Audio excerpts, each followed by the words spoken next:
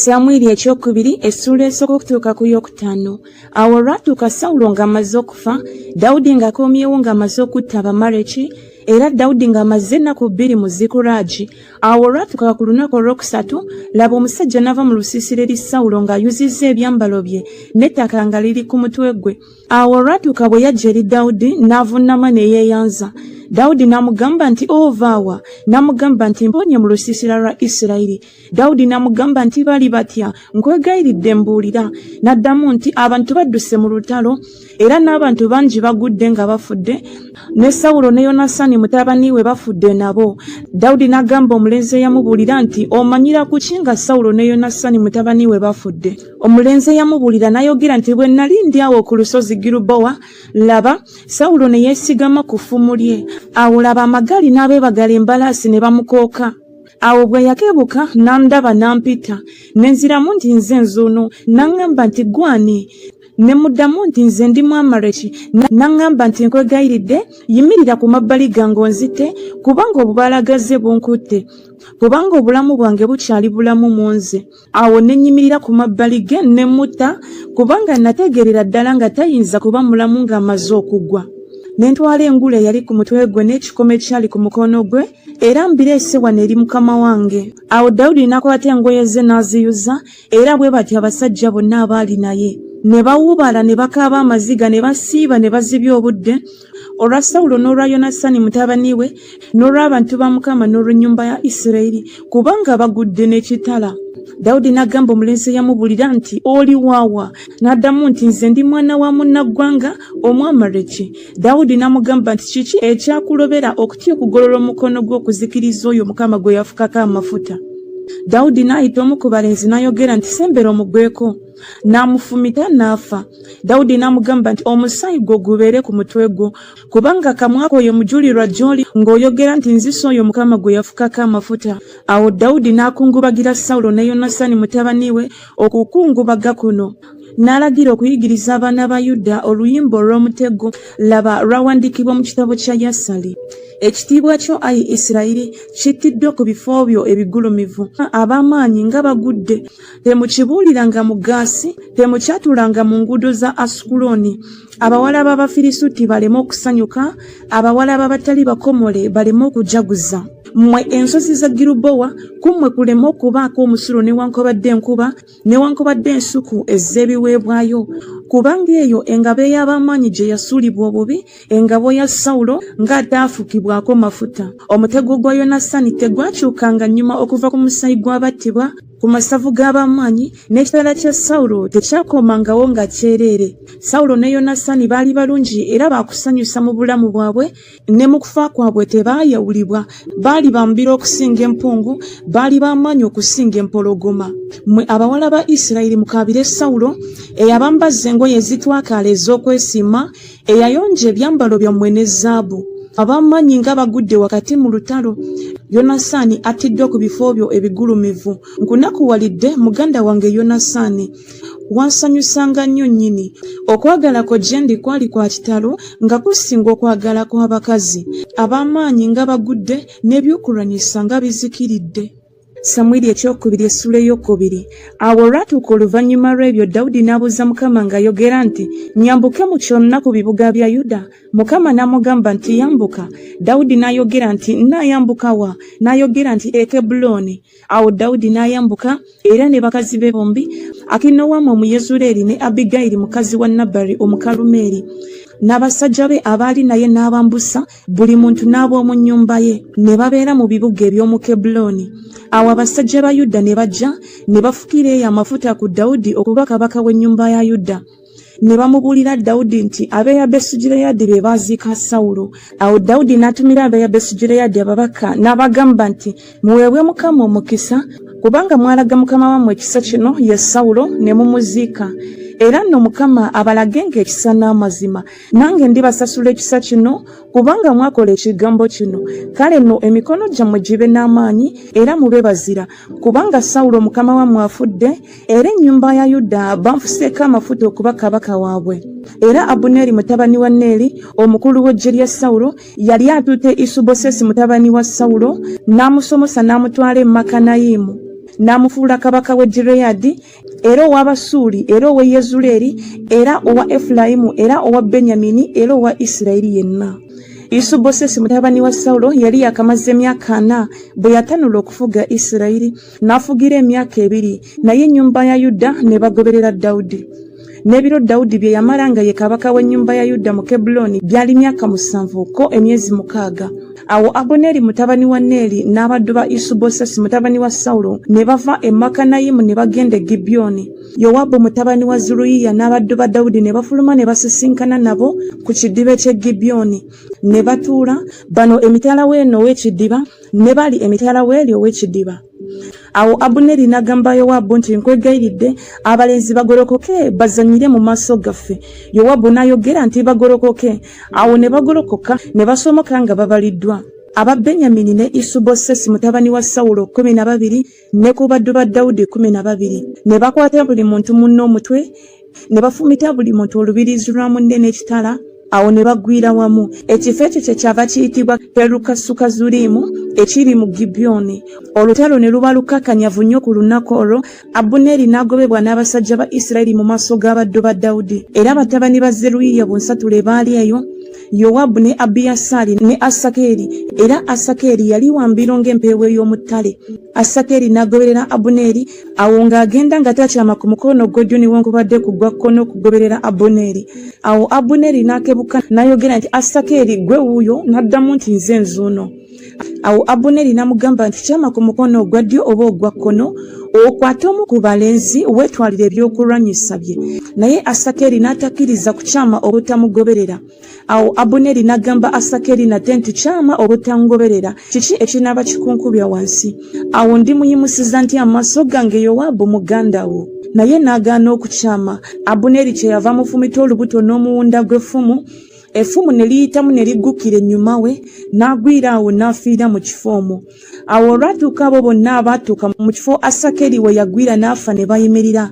Naye Yowabu ne Abisaayi ne bagoberera Abuneri. Awo enjuba n'eggwa nga batuuse ku lusozi Ama oluli mu maaso g'e Giya mu kkubo ery'eddungu ery'e Gibyoni. Awo abaana ba Benyamini ne bakuŋŋaanira ku Abuneri ne bafuuka ekibiina kimu ne bayimirira ku ntikko y'olusozi. Awo Abuneri n'akoowoola Yowabu n'ayogera nti ekitala kirirya ennaku zonna, tomanyi nga walibaawo obubalagaze ku nkomerero ey'oluvannyuma? Kale olituusawa obutalagira abantu kuddayo, obutagoberera baganda baabwe? Yowabu n'ayogera nti Katonda nga bw'ali omulamu, senga toyogedde, kale nkya abantu tebandiremye kugenda, so tebandigoberedde buli muntu muganda we. Awo Yowabu n'afuuwa ekkondeere, abantu bonna ne bayimirira, so tebeeyongera kugoberera Isirayiri, so tebalwana nate lwakubiri. Awo Abuneri n'abasajja be ne batambula mu Alaba ne bakeesa obudde, ne basomoka Yoludaani ne bayita mu Bisulooni yonna ne bajja e Makanayimu. Awo Yowabu n'addayo ng'alese okugoberera Abuneri. Awo bwe yakuŋŋaanya abantu bonna ku baddu ba Dawudi nga kubuzeeko abasajja 19 ne Asakeri. Naye abaddu ba Dawudi baali bafumise bwe batyo ku Benyamini n'abasajja ba Abuneri, n'okufa ne wafa abasajja 360. Ne basitula Asakeri ne bamuzika mu ntaana ya kitaawe eyali mu Besirekemu. Yowabu n'abasajja be ne batambula ne bakeesa obudde ne bubakeerera e Kebbulooni. Samwiri ekyokubiri essula ey'okusatu. Awo ne wabangawo obulwa bungi eri ennyumba ya Sawulo n'eri ennyumba ya Dawudi. Dawudi ne yeeyongerayongeranga okuba n'amaanyi, naye ennyumba ya Sawulo ne yeeyongerayongeranga okuba ennafu. Awo Dawudi n'azaalirwa abaana b'obulenzi e Kebbulooni. N'omubereberye yali Amunoni owa Akinoamu Omuyezuleeri, n'owokubiri Kireyaabu owa Abigayiri mukazi wa Nabbali Omukalumeeri, n'owookusatu Abusaloomu mutabani wa Maaka muwala wa Talumayi kabaka w'e Gesuli, n'owokuna Adoniya mutabani wa Kaggisi, n'owokutaano Sefatiya mutabani wa Abitaali, n'owomukaga Isuleyamu ow'e Egula mukazi wa Dawudi. Abo be baazaalirwa Dawudi e Kebbulooni. Awo olwatuuka obulwa nga bukyaliwo eri ennyumba ya Sawulo n'ennyumba ya Dawudi, Abuneri ne yeefuula ow'amaanyi mu nnyumba ya Sawulo. Era Sawulo yalina omuzaana erinnya lye Lizupa muwala wa Aya. Isubosesi n'agamba Abuneri nti kiki ekikuyingizizza eri omuzaana wa kitange? Awo ebigambo bya Isubosesi ne bisunguwaza nnyo Abuneri, n'ayogera nti nze mutwe gw'embwa ogwa Yuda. Leero ndaga ekisa ennyumba ya Sawulo kitaawo, baganda be ne mikwano gye, ne sikuwaayo mu mukono gwa Dawudi, era naye onnanze omusango gw'omukazi oyo. Katonda akole bw'atyo Abuneri n'okukirawo bwe sirikolera ddala Dawudi nga Mukama bwe yamulayirira. Okujja obwakabaka ku nnyumba ya Sawulo n'okusimba entebe ya Dawudi okufuga Isirayiri ne Yuda okuva ku Ddaani okutuusa e Beruseba. N'atayinza kumwanukula Abuneri kigambo kirala kubanga yamutya. Awo Abuneri n'atumira Dawudi ababaka ku bbugwe ye ng'ayogera nti nannyini nsi y'ani era nti lagaana nange era laba omukono gwange guliba naawe okukutuukiza Isirayiri yenna. N'ayogera nti kale ndiragaana naawe naye waliwo ekimu kye nkussaako nga toliraba maaso gange bw'otolimala kuleeta Mikali muwala wa Sawulo bw'olijja okulaba amaaso gange. Awo Dawudi n'atumira Isubosesi mutabani wa Sawulo ababaka ng'ayogera nti mpa mukazi wange Mikali gwe nayogereza n'ebikutte 10 eby'Abafirisuuti. Awo Isubosesi n'atuma n'amugja ku bba ye Palutiyeri mutabani wa Layisi. Bba n'agenda naye ng'agenda akaaba n'amugoberera e Bakulimu. Awo Abuneri n'amugamba nti genda oddeyo, n'addayo. Awo Abuneri n'ateesa n'abakadde ba Isirayiri ng'ayogera nti mu biro eby'edda mwayagala Dawudi okuba kabaka wammwe. Kale nno kaakano mukikole kubanga Mukama yayogera ku Dawudi nti mu mukono gw'omuddu wange Dawudi bwe ndirokola abantu bange Isirayiri mu mukono gw'Abafirisuuti ne mu mukono gw'abalabe baabwe bonna. Abuneri n'ayogera ne mu matu ga Benyamini. Era Abuneri n'agenda okwogera ne mu matu ga Dawudi e Kebbulooni byonna Isirayiri n'ennyumba yonna ya Benyamini bye baasiima.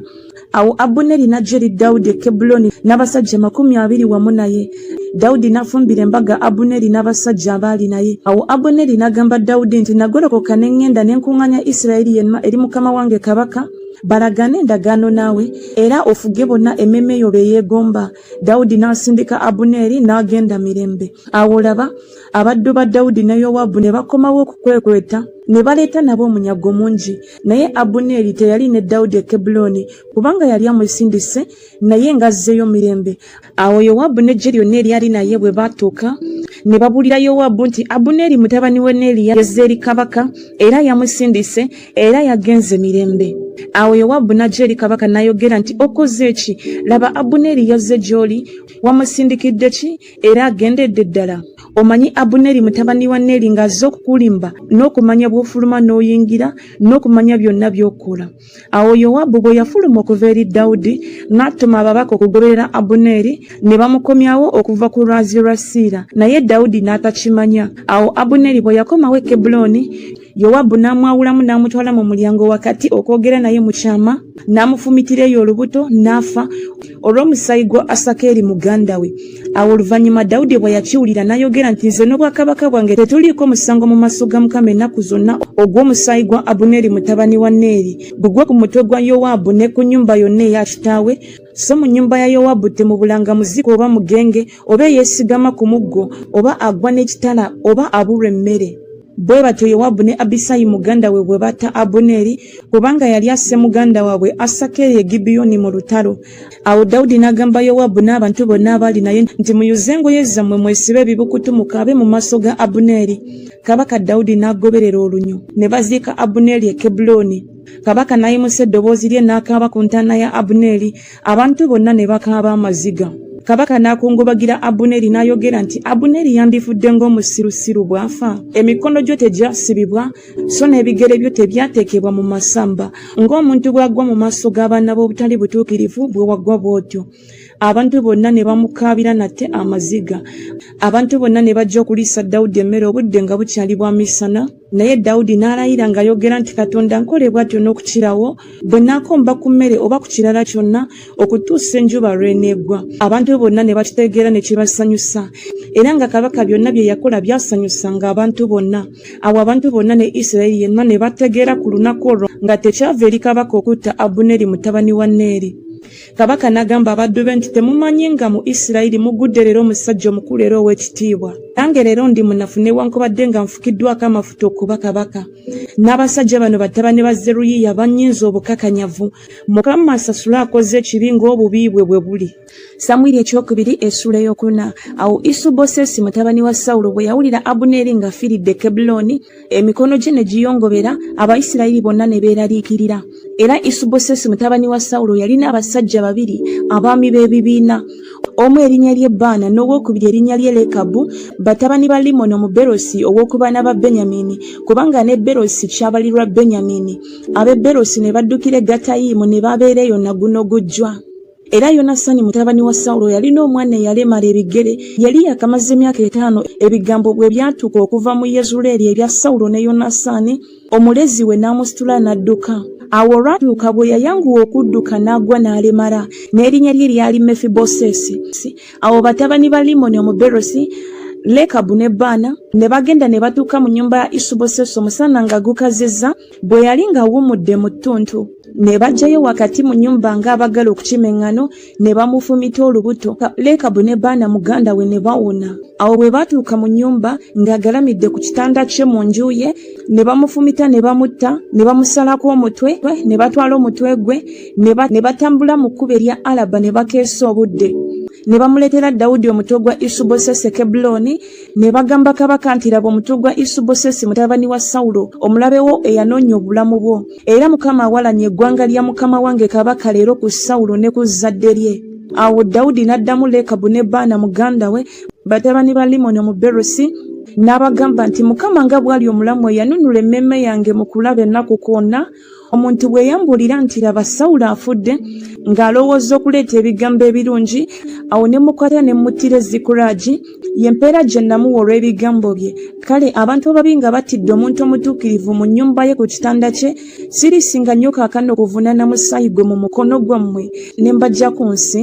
Awo Dawudi n'alagira abalenzi be, ne babatta ne babasalako engalo n'ebigere, ne babiwanika ku mabbali g'ekidiba Kebbulooni. Naye ne batwala omutwe gwa Isubosesi ne baguziika mu ntaana ya Abuneeri Kebbulooni. Samwiri ekyokubiri essula ey'okutaano. Awo ebika byonna ebya Isirayiri ne bajja eri Dawudi Kebbulooni, ne boogera nti laba tuli magumba go era mubiri gwo. Mu biro ebyedda Sawulo nga ye kabaka waffe, gwe wafulumya n'oyingiza Isirayiri. Mukama n'akugamba nti gwe olirunda abantu bange Isirayiri, era gwe oliba mukulu wa Isirayiri. Awo abakadde bonna aba Isirayiri ne bajja eri kabaka e Kebbulooni. Kabaka Dawudi n'alagganira nabo endagaano e Kebbulooni mu maaso ga Mukama.